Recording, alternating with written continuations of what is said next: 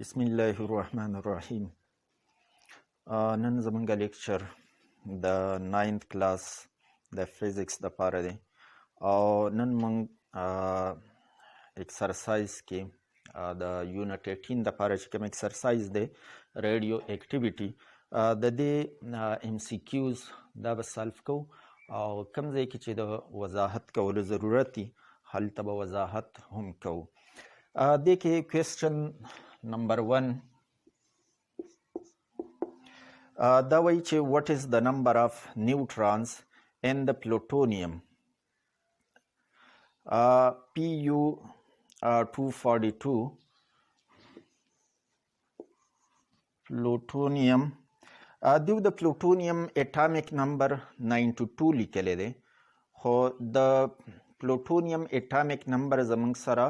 94 they 92 چې دی دا د یورینیم د پاره اټامیک نمبر دی نو دې ځکه دی غلطي کړې ده خو اصل کې دوی ستاسو دا طریقه ګوري چې نمبر اف نیوټرانز به تاسو څنګه معلوموي نو موږ به همدغه شان ولیکو 92 به ولیکو دې کې چې موږ نمبر اف نیوټرانز معلومو نو ماس نمبر 242 دا دینه تاسو دا چارج نمبر 92 دا تی سبټریک کړئ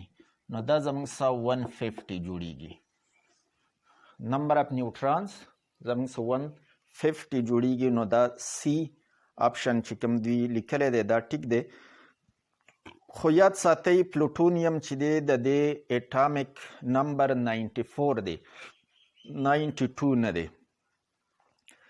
Question number 2 ki way which one or more of the three decay processes alpha, beta and gamma results in a new element. نو تاسو ویلی چې په الفا یا بیٹا ډیکې په صورت کې په چارج نمبر باندې اثر پرې وځي او چارج نمبر کمیدو سره الیمنٹ چینج کیږي نو په دې کې که تاسو وګورئ لاست آپشن الفا اینڈ بیٹا نو دا دواړه د دې آنسر زموږ سره کیدی شي کوېسچن نمبر 2 لاست ډي الفا اینڈ بیٹا د الفا د وجه هم الیمنٹ بدلیږي چې کله د یو الیمنٹ نه الفا پارټیکل د اټم نه وځي نو هغه یو نیو الیمنٹ ته چینج کیږي یا بیٹا پارټیکل د دې نه وځي نو د هغې سره هم دا یو نوی الیمنٹ جوړوي نو ډي آپشن صحیح دی الفا اینڈ بیٹا کوېسچن نمبر 3 کې وایي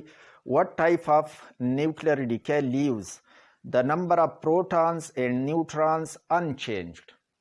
دا سکم ډیکې دا ډیکې درې قسمه او الفا ډیکې بیټا ډیکې اینڈ ګیما ډیکې وایي چې په دې کې کم یو ډیکې ده چې هغه د نمبر اف پروټانز او نیوټرانز په دې کې څه تبدیلي نه راځي نه انکریز کیږي او نه ډیکریز کیږي نو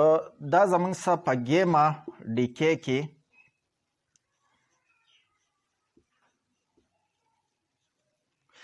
ګیما ډیکې په دوران کې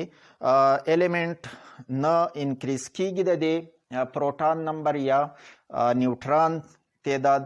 او نه ډیکریز کیږي نه انکریز کیږي نو دا سی آپشن د دې صحیح دی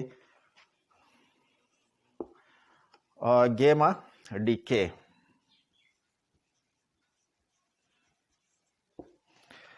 Question number 4 कि वही what type of nuclear decay most often produces the greatest mass and charge loss जो हम पर चार्ज के ज़्याद लॉस कीगी हम पर मास के ज़्याद लॉस कीगी द एलिमेंट नो दा से कम किस्म डिके दा नो दा जमंग सरा अल्फा डिके दा क्वेश्चन नंबर 4 के अल्फा डिके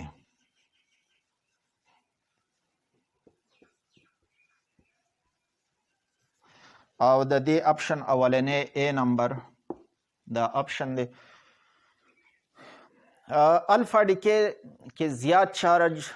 لاس ځکه کیږي چې دوه پروټان د دې سره ریلیز کیږي مطلب دوه پروټان دوه نیوټران نو دوه چارجز په دې کې په یو ډیکې په دوران کې کمی راځي او دغه شان ماس نمبر هم زموږ سره زیات کمیږي ځکه چې څلور پارټیکلز دوه پروټون دوه نیوټران دا په الفا پارټیکل کې موجود دي نو ماس کې هم چینج زیات راځي او په چارج کې هم چینج زیات دي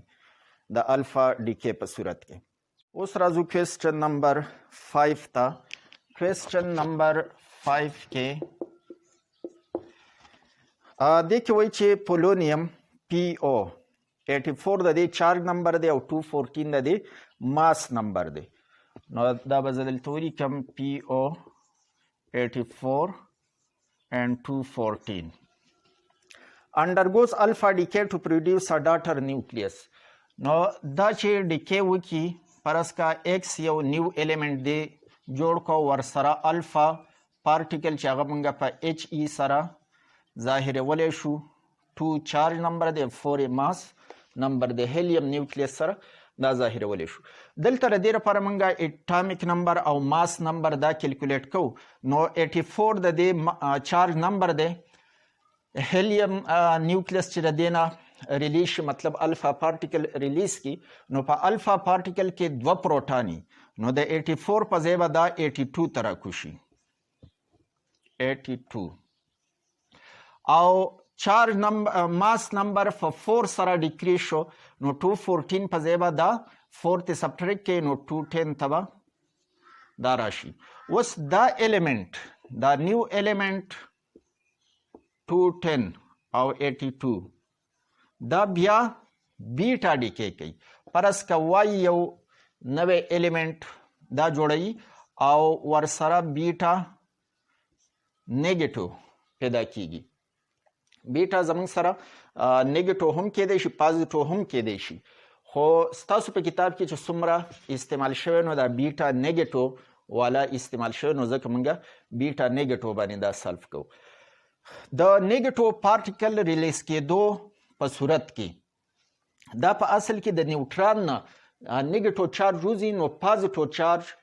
په هغې باندې پیدا شي او دغه ته بیا موږ پروټون وایو. یعنې د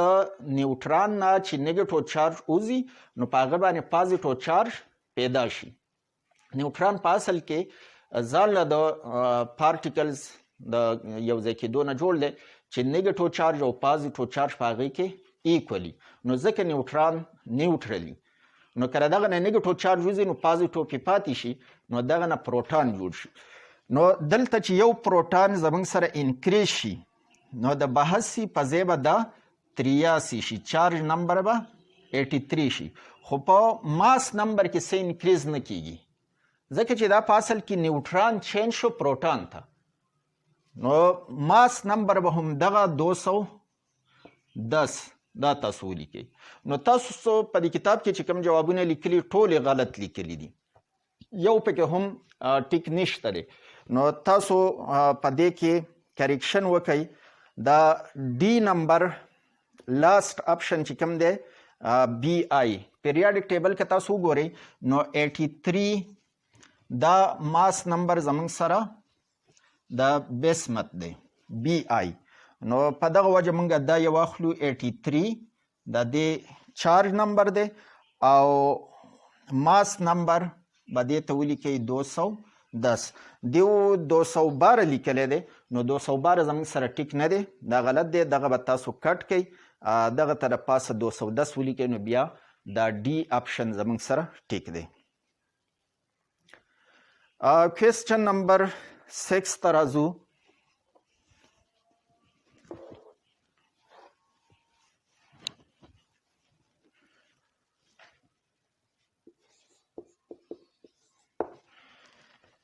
Question number 6 के radium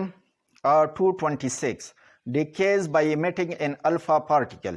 What is the daughter nucleus? Radium چې موږ په RA سره ظاهرو او د دې ماس نمبر 226 درکړی دی. د دې نه الفا پارټیکل ډیکې کوي نو فرض کا ایکس یو انون ایلیمنٹ زموږ سره فی الحال موږ ولیکو الفا چې هغه زموږ سره 4 یعنی چارج نمبر یې 2 دی ماس نمبر یې 4 دی دا ور سره پیدا شو د ریډیم دغه که تاسو چارج نمبر پیریاډک ټیبل کې وګورئ نو د ریډیم دپاره چارج نمبر دی 88 د دې چارج نمبر دی یا نمبر اف پروټونز په دې کې 88 دی نو دلته به د 88 نه 2 سبټریکټ کوي نو دا به زموږ سره 86 ته راشي او د 226 نه 4 سبټریکټ کوي نو دا به زموږ سره 222 شي اوس x86 مطلب اټامیک نمبر 86 نو دا که تاسو پیریاډک ټیبل کې وګورئ نو دا زموږ سره د ریډان برابر دی آر ان سره دا ظاهریږي دا په اصل کې ریډان دی نو آر ان آپشن ستاسو سره بی آپشن په دې کې ټیک دی آر ان چې لیکلی دغه ته نښه وکړئ راځو کوېسچن نمبر 7 ته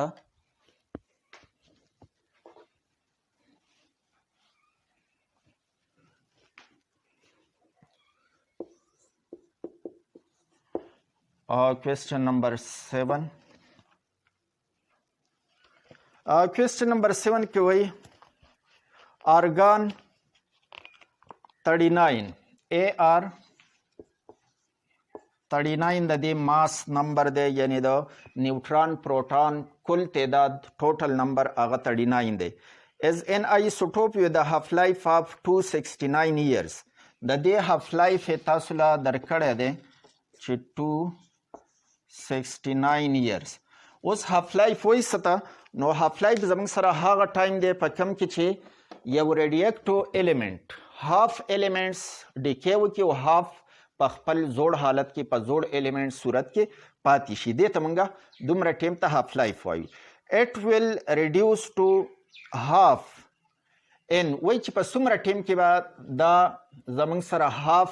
په خپل اصل حالت کې پاتې شي او هاف چې دی نو هغه به نوې ایلیمنټ ته چینج شي نو هغه خو ظاهره خبره ده چې هاف لایف یې تاسو له درکړی نو هاف لایف مطلب هم دا دی چې په دې کې نیم مقدار دا کنورټ شي یو نیو ایلیمنټ ته ډاټر ایلیمنټ ته او نیم چې دی هاف دا زموږ سره په زوړ حالت کې پاتې شي نو هم دغه هاف لایف ولیکئ 269 د ډي آپشن د دې لپاره ټیک دی 269 years question number 8 ته راځو په دې کې وایي a sample starts with 1000 radioactive atoms how many half-lives have elapsed when 750 atoms have decayed question ته لږ غور سره وګورئ په دې کې تاسو لا کوانټیټي ډایرکټ نه ده درکړې مخکې چې موږ کومه فارموله ویلې وه n equal to n naught divided by 2 power n پکې زموږ سره ریمیننګ ماسو کم چې زموږ سره پاتې کیږي چې یو 100 هاف لایف په دې باندې تیر شي او د هغې نه پس کم مقدار پاتې کیږي هغه زموږ سره n naught پکې زموږ سره اوریجنل ماس دی یا نمبر اف ایټمز دی په اوله کې چې څومره تاسو له درکړی نو هغه به n naught شي او n پکې زموږ سره نمبر اف هاف لایوز دی په دې کوېسچن کې تاسو ته نمبر اف هاف لایوز معلومول دي n معلومول دي n naught یې تاسو له درکړی دی 1000 ایټمز او n په دې کې اکثر سټوډنټس دا غلطي وکړي چې n هغو ډایرکټ ولیکي 750 نو دا 750 زموږ سره نه دی 750 ځکه نه دی چې تاسو ته وایي چې د 750 ایټمز په دې کې ډیکې وکړو نو باقي کم په اصل حالت کې پاتې شو 250 هزار نه دا 750 سبټریکټ کوي نو دلته n به زموږ سره 250 پکار دی چې په دې کې غلطي ونه کوي 750 نه دی بلکې 250 دغه کوېسچن کې خو 750 ټیک لیکلی خو تاسو به د 1000 نه 750 منفي کوي دا n موږ ته هغه ماس یا هغه نمبر اف ایټم ظاهرولي کوم چې په اصل حالت کې پاتې کیږي کوېسچن کې دی وایي چې 750 ایټمز په دې کې ډیکې وکړو نو دغه تعداد به موږ د n نالو کم چې باقي پاتې کیږي هغه به موږ اخلو. نو هغه موږ د دې نه معلومولی شو چې د 1000 نه تاسو دا 750 دا سبټریکټ کړئ نو 250 به پاتې شي. اوس دا تاسو په دې هغه باندې حل کولی شئ چې n زموږ سره د 250 په اصل حالت کې پاتې دي. n ناټ تاسو له 1000 درکړی دی او 2 پاور n باندې ډیوایډ کړئ. دا 2 پاور n دې خوا راواړوئ نو 2 پاور n به په نیومریټر کې ولګي. 1000 په خپل سایډ 250 دلته د 2 پاور n څخه په ضرب کې دی نو هغه سایډ ته چې اوړي نو هلته به په ډیویژن کې ولګي 250. دا چې موږ ډیویژن وکړو دا به زموږ څه 4 شي. 1000 په 250 ډیوایډ کې 4 به شي. نو بیا زه لیکلی شم 2 پاور n ایکول ټو 2 پاور 2. بیس یو شان دی نو پاور به د پاور سره موږ ایکویټ کړو نو n ایکول ټو 2. n به زموږ سره نمبر اف هاف لایوز چې په دې کې هم تېرېږي نو هغه به 2 پکاري. سی اپشن زموږ سره د دې دپاره ټیک دی. دا کوېسچن نمبر 8 لاست کوېسچن دی. origin of energy from the sun and stars is. نو په سن او سټارز کې د انرژي origin مطلب انرژي د څه د وجې پیدا کیږي نو دا د فیوجن ریاکشن د وجې پیدا کیږي. دا کوېسچن نمبر 9 دی. فیوجن ریاکشن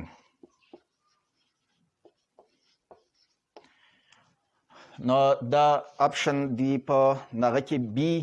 اپشن لیکلی دی. بس دې کې د وضاحت ضرورت دلته څه نشته دی. نو نن دپاره دا لیسن زموږ کمپلیټ شو. تاسو ویډیوز لازما لایک کوئ او چینل پښتو ټیوټر سبسکرایب کوئ. تھینکس الاٹ.